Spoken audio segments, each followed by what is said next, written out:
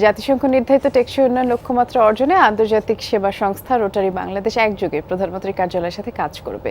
শুক্রবার এক সম্মেলনে দেশে এসডিজি লক্ষ্য অর্জনে কাজ করার কথা জানান তারা এবং রোটারি নেতৃবৃন্দ বলেছেন যে অতি সত্বর রোটারি বাংলাদেশ প্রধানমন্ত্রী কার্যালয়ের সাথে একটি চুক্তি সই করবে। প্রধানমন্ত্রী কার্যালয়ের এসডিজি বিষয়ক মুখ্য সমন্বয়ক আক্তার হোসেন বললেন, শেখ হাসিনার নেতৃত্বে বাংলাদেশ এসডিজি লক্ষ্য অর্জনে কাজ করছে এবং জাতিসংঘ সেই অগ্রগতির প্রশংসা করেছে।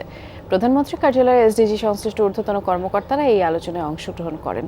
রোটারি আয়োজিত সম্মেলনে প্রায় ১২০০ রোটারি ক্লাব প্রতিনিধি অংশ নেন। আগামী ২০২৪-২৫ রোটারি বছরে কী ধরনের কর্মসূচি বাংলাদেশে বাস্তবায়ন করবে সে বিষয়ক প্রশিক্ষণে তারা অংশ নেন।